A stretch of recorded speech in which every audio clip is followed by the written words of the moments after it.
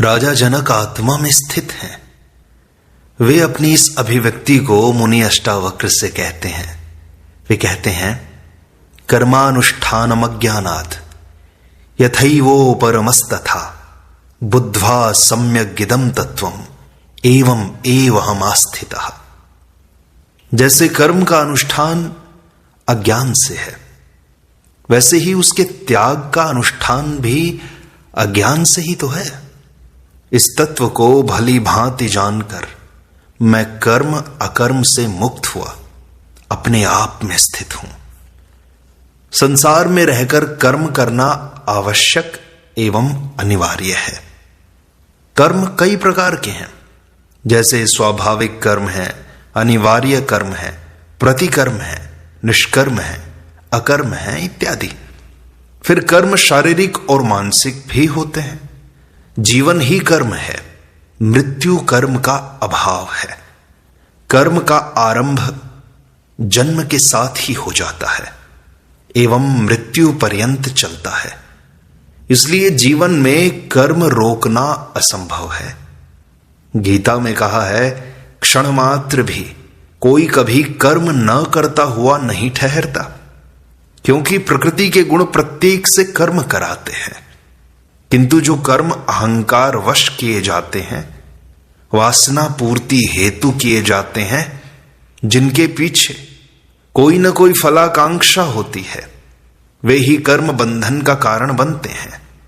जिस कर्म में कर्ता हो, अहंकार हो, मैं कर रहा हूं, मैंने किया है, इस प्रकार मैं की जहां उपस्थिति है वही कर्म बंधन है, क्योंकि यह अहंकार तथा मैं भाव ही अज्ञान है। इन कर्म बंधनों से मुक्ति के लिए भी मनुष्य अनेक कर्म करता है।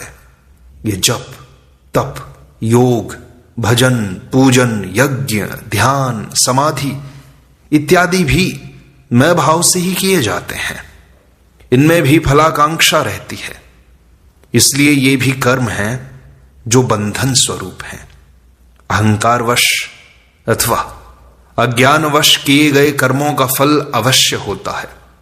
शुभ कर्मों का शुभ एवं अशुभ का अशुभ फल होता है।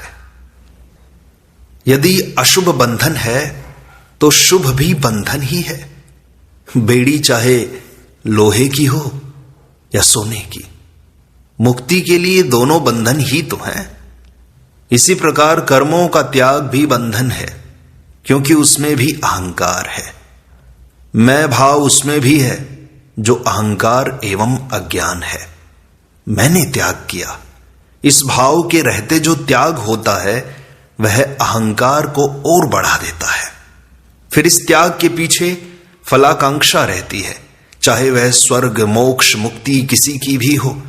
अतः कोई भी कर्म जो अहंकार, अज्ञान से किया जाता है वह मुक्ति का मार्ग नहीं है। इसलिए जनक इस सूत्र में कहते हैं कि जैसे कर्म का अनुष्ठान अज्ञान से होता है, वैसे ही उसके त्याग का अनुष्ठान भी अज्ञान से ही होता है। दोनों में मैं का भाव रहता है जो अज्ञान है। मैं आत्मस्वरूप को उपलब्ध होकर ऐसा जान गया हूं, क्योंकि आत्मा का कोई कर्म नहीं है, आत्मा करता नहीं है। कर्म मात्र अहंकार के ही कारण होते हैं। मैं अहंकार रहित होकर कर्म एवं अकर्म, कर्म एवं उनका त्याग दोनों से ही मुक्त होकर अपने स्वरूप में स्थित हूं। अहंकार रहित स्वाभाविक रूप से किए गए कर्म कर्म नहीं है, ऐसा होकर मैं स्थित हूं। कर्म की इससे श्रेष्ठ कोई देशना है ही नहीं, जैसी इस सूत्र में जनक ने दी है। राजा जनक आगे कहते हैं, अचिंत्यम चिंत्यमानोपि चिंता रूपम भजत्यसौ त्यक्त्वा तद्भावनम तस्माद एवं एव अहमास्थितः। ब्रह्म का चिंतन करता हुआ, अचिंत्य का चिंतन करता हुआ भी वह पुरुष चिंता को ही तो भजता है। इसलिए उस भाव को त्याग कर मैं भावना मुक्त हुआ स्थित हूं। कृष्ण की गीता साधक के लिए दिया गया उपदेश है, किंतु यह अष्टावक्र गीता सिद्ध अवस्था की अनुभूति का वर्णन है। इसमें उपदेश नहीं है, बल्कि यह तो कसौटी है जिस पर किसी भी आत्मज्ञानी को कसकर परखा जा सकता है। जिसे ऐसा अनुभव हुआ है वही तो ज्ञानी है।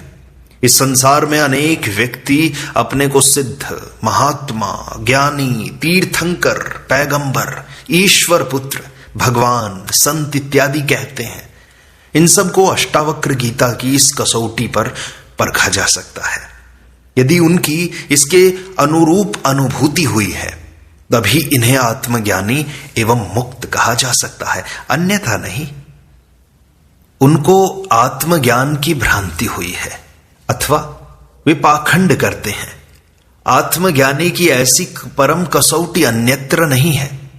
यह न धारणा मात्र है, न ही सिद्धांत। देश, काल, धर्म, संप्रदाय, जाति, वर्ग आदि के पार अध्यात्म पर दिया गया शुद्धतम वैज्ञानिक वक्तव्य है, जो संपूर्ण आध्यात्मिक जगत की धरोहर है। धर्म के नाम पर प्रचलित अनेक पाखंडियों एवं ढोंगियों के झूठे मुखौटों का पर्दाफाश इससे किया जा सकता है। राजा जनक इस सूत्र में और भी महत्वपूर्ण बात कहते हैं कि अनेक व्यक्ति कर्मकांड, उपासना, भक्ति आदि कर्मों को छोड़कर केवल उस अचिंत्य ब्रह्म का चिंतन मात्र करते हैं। वे समझते हैं कि परमात्मा के चिंतन से, ब्रह्म के चिंतन से ही उन्हें मुक्ति मिलेगी। जनक कहते हैं कि यह भी भ्रम है। पहले तो ब्रह्म निराकार है, उसका चिंतन हो ही नहीं सकता। फिर चिंतन की भी उसे चिंता होती है कि आज चिंतन नहीं किया, आज ध्यान नहीं किया, आज समाधि नहीं लगाई। इस प्रकार इस चिंतन में भी कर्ता भाव मैं लगा रहता है। अतः ऐसा चिंतन करने वाला व्यक्ति ब्रह्म को नहीं, चिंता को ही भजता है। मैं आत्मज्ञान को उपलब्ध होकर इस ब्रह्म के चिंतन की भावना को भी त्याग कर, भावना मुक्त होकर अपने में स्थित हूं। इस ब्रह्म के चिंतन के बंधन से भी मुक्त हो गया हूं।